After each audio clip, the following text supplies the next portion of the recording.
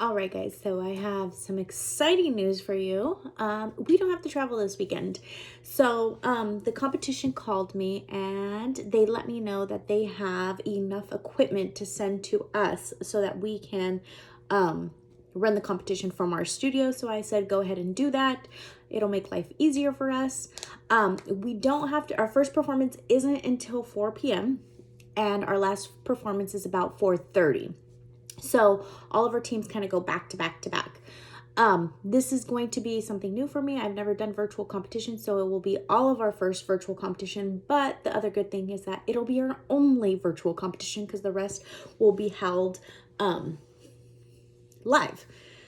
So what I thought would be fun to do while we do this competition was kind of make it fun for us and make it kind of something for us as well, so that the kids aren't just there performing real quick and then that's it and we're done.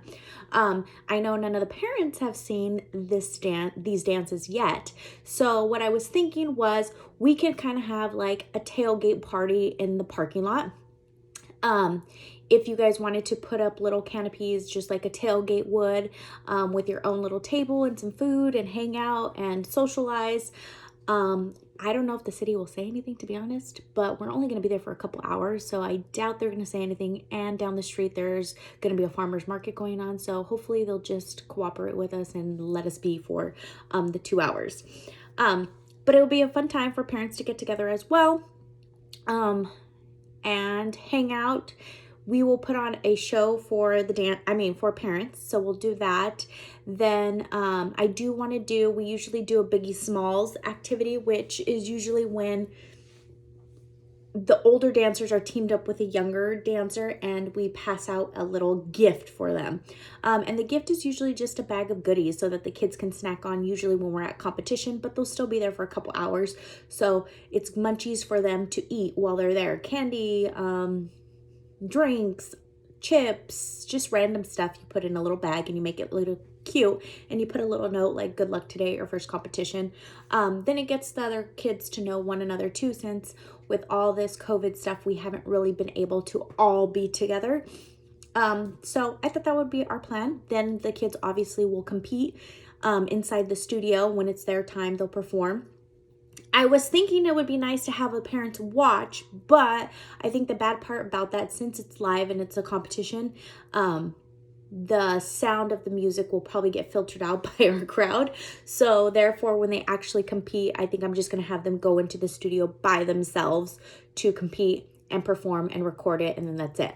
The loud stuff we can do outside when we do for the first performance for teams and for parents, because the teams haven't really seen the whole dances of one another either, and neither have the parents. So it'll be our little surprise to do that. Then we'll do Biggie Smalls giveaway. Passing out gifts, and then we will do competing. So I'm assuming that will all take us around 2 hours to get ready, set up, have a good time, relax a little bit, hang out with one another, perform, and then compete, and then we're done. So I'm going to make an itinerary and I will send that out so that you guys can be ready. I'm assuming we will probably get there like around 2, and then it'll end around like 4:30, or maybe we'll go like 2:30ish to 4:30. And that's about it. So that's the good news. The other good news that I have is that I am pretty sure that Pomona and what was the other one? Pomona and Anaheim are not going to happen. That's why all these competitions are moving their live events to Nevada, because Nevada has different restrictions. I don't think that it's going to get canceled because of the fact that we're going kind of in a better direction with COVID, with the vaccines and stuff like that. So I don't think that's going to close. Fingers crossed. But the other good news is that JAMS, which is our favorite competition, is holding another competition in Vegas again, and they pushed it back to the first weekend of May. So we are going. We were supposed to have a total of 5 competitions to begin with at the beginning anyways. We're doing the virtual one. We're doing Vegas in April at the Red Rock. We're doing Reno, and now we're doing Vegas again, which is JAMS one. But the financial spreadsheet will remain the same because even though we have that one missing, the one at Red Rock is actually the cost of 2 competitions because it's their invitational, it's called. So it's kind of like a nationals, but I guess not. It's just like an invitational, which is like a bigger competition type thing. So usually for those, the costs go up. And in that case, the cost did go up. So therefore, it's actually a little bit more, but the studio will cover the cost of the additional because I don't want to have you guys pay extra for that too. So again, the financial spreadsheet will remain the same up until, actually it'll change a little bit. So March, there was supposed to be a refund for Vegas that we were missing, but now we're getting Vegas back. Plus we have that other one at Red Rock in Vegas and it's double the price plus some. So up until March, it'll stay the same. And then we are adding on April, but April will be a whole lot cheaper because we have nothing else to pay for besides your monthly fees. And I will put that out. So I know that's a lot of information, but I'll write it down and then I'll send it back out to you guys so it makes more sense and you can actually look at it rather than just hearing me talk. I also know that it is Vegas. We have a break. Reno. We have a weekend break, and then we go to Vegas again for jams. I do understand that it sounds like a lot, but really it's not that much more cost-wise, because I was even thinking, is that too much to do Vegas twice plus Reno? But we were going to go to Anaheim and we were going to go to Pomona, which meant we were going to have to travel to LA twice. We were still going to have to do rooms twice, and it would have been the same cost if we go to Vegas one more time. So taking out those 2 trips to LA and going to Vegas one more time might be even a little bit cheaper.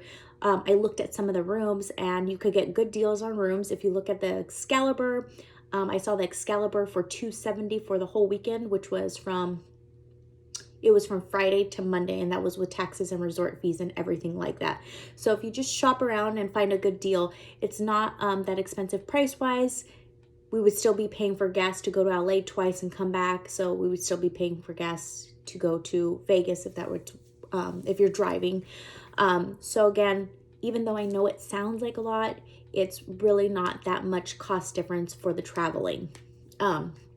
So we are, let me pull up my calendar and I'll again send this in an email, but we have virtual competition this weekend coming up. We have nothing for March because we are going to just be practicing.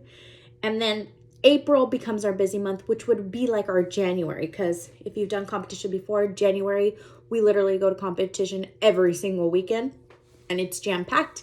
And this is what April is going to look like. So April, the weekend of April 10th, we will be in Vegas. The weekend of April 24th will be in Reno. And then the weekend of May 8th will be in Vegas again, okay? I'll send these out.